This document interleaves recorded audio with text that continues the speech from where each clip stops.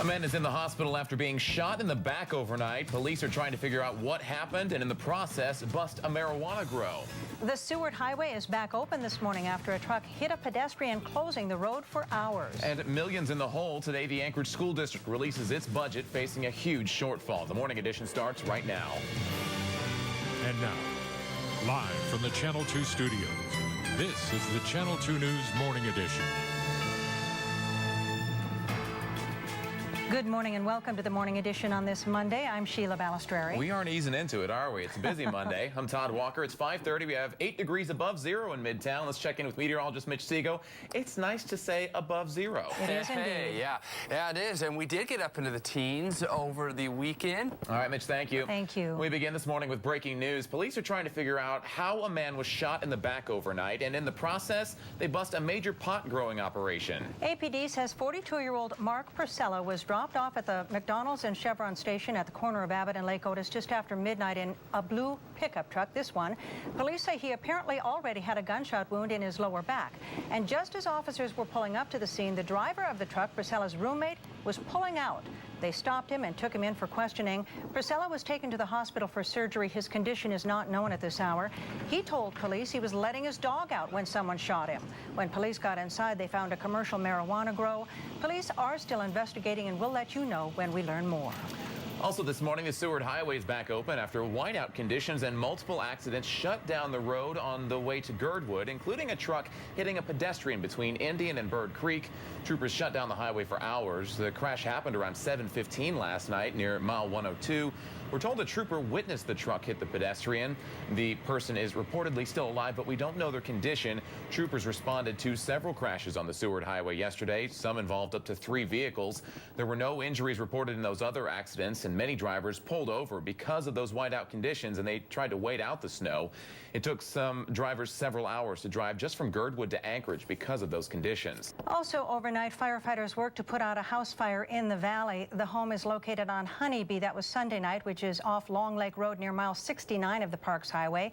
The Mat-Su Fire Chief told Channel 2 it's just a single-family property, but the home, a motorhome, and a fuel tank were all fully engulfed. We're told a group of kids were in a hot tub when the fire started. No one was hurt.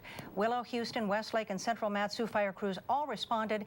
Because of cold temperatures, a couple of tankers froze. The family is being cared for by a local church.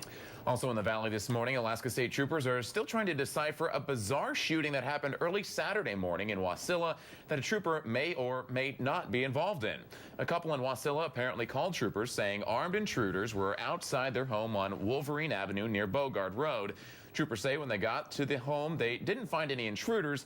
Instead, they heard gunshots from inside the house, and then they saw the homeowner, 56-year-old Russell Tanner, leaping from a second-story balcony with a firearm. The trooper fired one shot, but it's not clear if that shot hit Tanner, because when troopers finally were able to get close to him, they saw that Tanner had a shot in the elbow.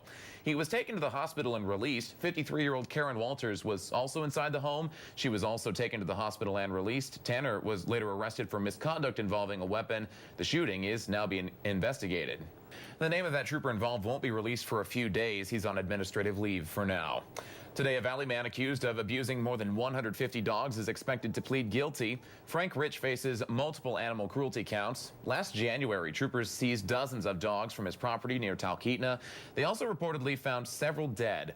In December, Rich was expected to plead guilty, but at the last minute changed his mind, which shocked animal advocates that showed up to protest the hearing.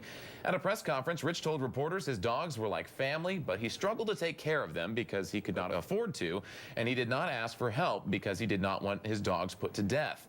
The dogs were taken to a shelter and were adopted. New this morning, the Anchorage School District is facing upwards of a $20 million budget shortfall next year.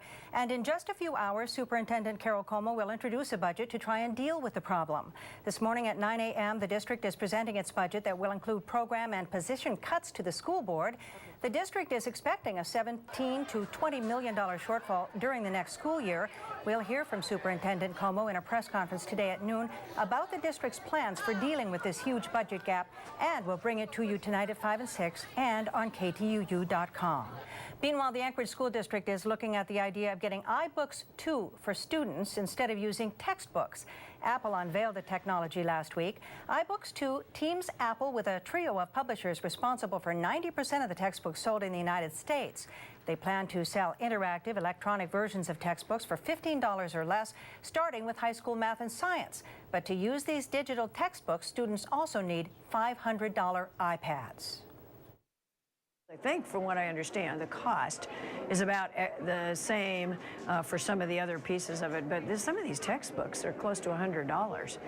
Apple says 1.5 million iPads are now in use in education, but the company did not reveal any new plans to increase that number or somehow defray the cost of iPads for students. Important regulations for Alaska's halibut will be set this week. The International Pacific Halibut Commission will begin meeting tomorrow in Anchorage.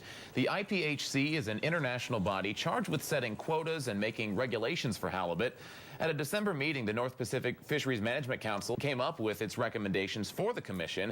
Charter operators are expecting the commission to keep South Central's 2 halibut per day of any size quota for 2012 clients. Southeast is expected to stay at 1 halibut per day, but there will be size restrictions. Instead of keeping one under 37 inches like the rules required this year, anglers will be able to keep 1 fish under or over a certain size. That size, though, has yet to be determined. New research says state infrastructure spending during the last 6 years has created nearly 108,000 jobs. The research uses different figures for several different categories to come up with the estimated number of direct, indirect, and induced jobs created. Induced jobs are created when workers use their pay to buy things.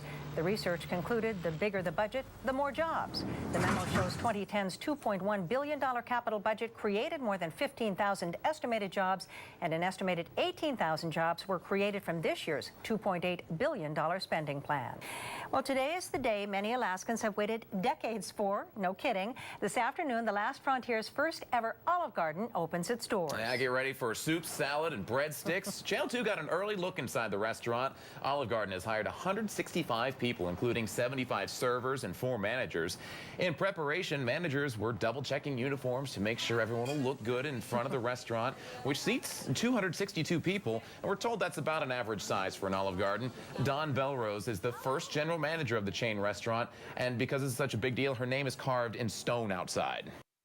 For another look inside, check out our food blog, Alaska Bites, on our website, KTUU.com. I've heard so many people saying, you know, we're just going to skip the first few weeks because there's going to be so many people there. Yeah. I'm thinking so many are going to do that. It might actually be worth it to go today. Wouldn't hurt to check it out. Yeah, We're thrilled. We'll be Can't above wait. 0 if you go out there. Yes. Yeah. Hey, it's not that bad. In fact, some areas already in the teens here this morning.